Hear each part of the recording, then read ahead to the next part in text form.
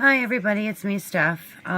Today I am going to start with a topic I think that we all need to look into and look to ourselves about, and that is common courtesy for other people.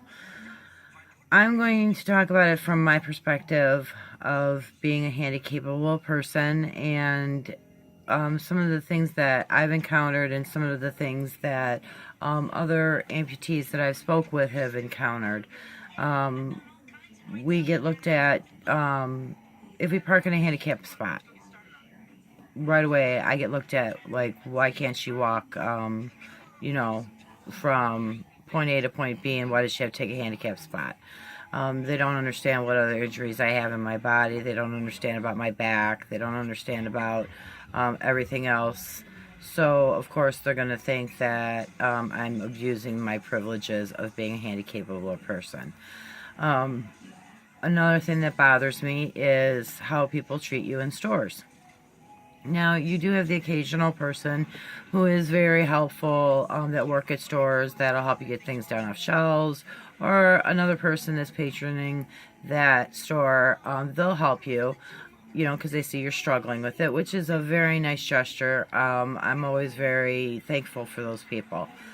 But you also get the people who they see you, and if they have a child with them, and the child makes a comment, look, mommy, she has no hand, or something along those lines, where the child is inquisitive, and obviously, they've never seen it before, the mother will take off in the other direction with the cart with the child in it as they're asking this question.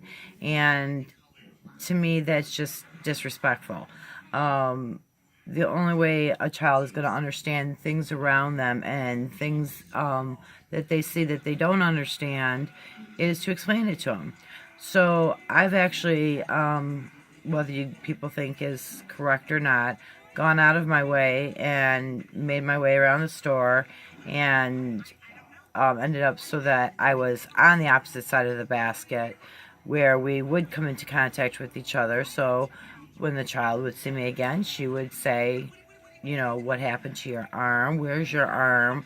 Or, be a little bit of afraid. And I would simply tell her that I had a boo-boo and it doesn't hurt, and that my hand is gone. And, it's just simple little explanations like that with the child. They don't ask for, detailed information about how you lost it, or, this and that. It's the parents' lack of teaching their children the right way to deal with people when they encounter them. If they're in a wheelchair, if they were on crutches, or if they had a cast on their arm, any child would be inquisitive about this if they've never seen it before.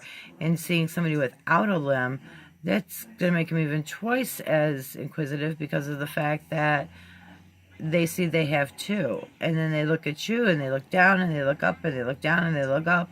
And, so they want to know. I've actually had the opportunities of speaking at schools, and at my son's school, I do go in there quite often to help out with a few things, and I come into contact with the preschoolers.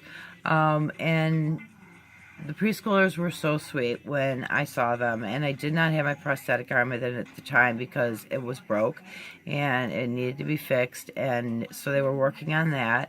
And so one little girl said to me, what happened? And I said, well, I have a boo-boo, and, it doesn't hurt or anything. And I said, you can touch it if you want. If you're, scared, you don't have to.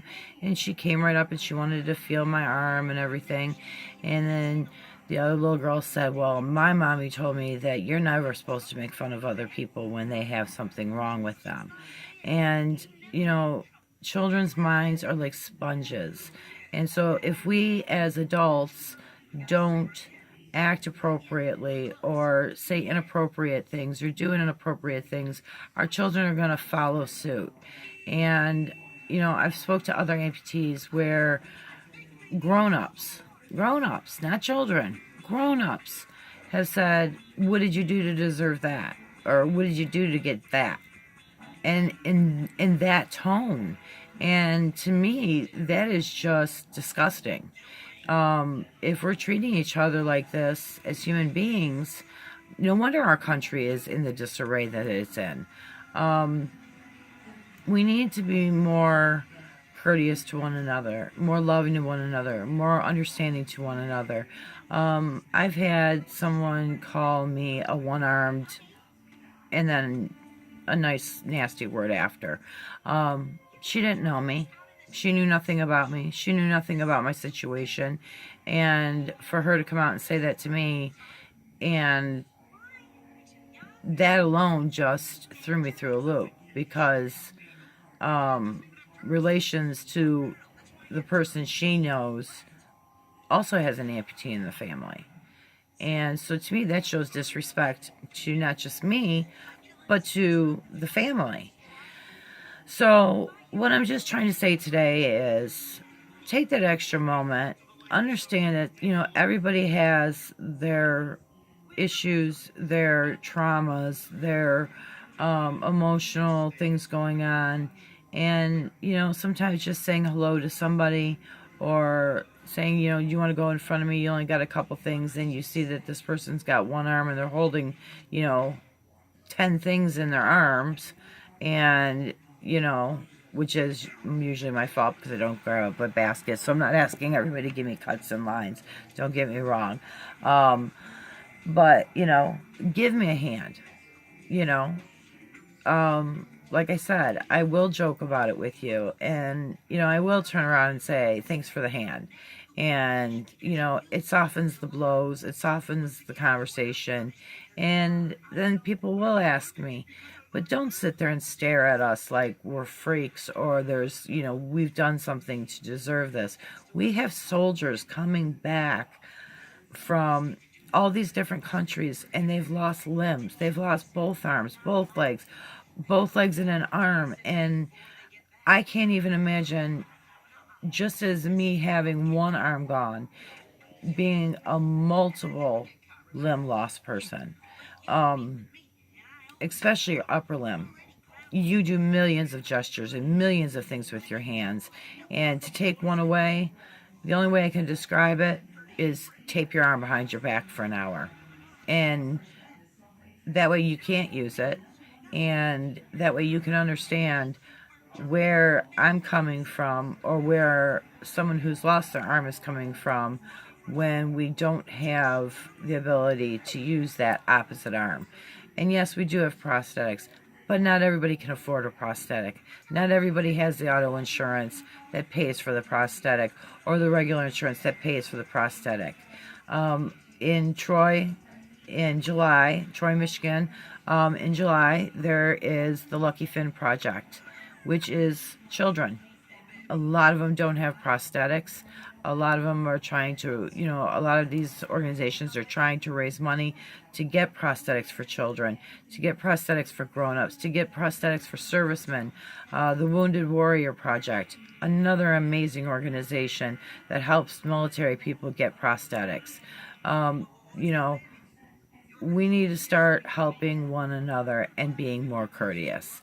And don't take this as I'm taking myself at this level up here and talking down to you, because I'm not in any way, shape, or form.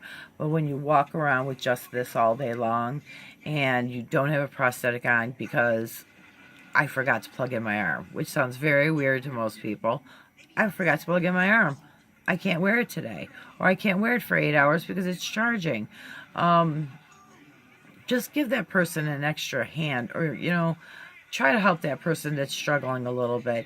And even if they're not handicapped or handy-capable, don't shy away from them because they're in a wheelchair and there's something different about them, or if they're autistic or anything like that, because they just want to smile just like everybody else.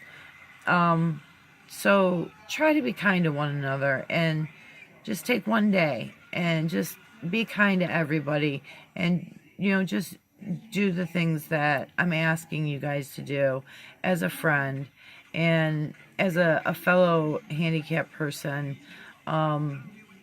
Just try to be a little more understanding, because we all, like I said, have our differences. We all have our different emotional differences. We've all been through traumas.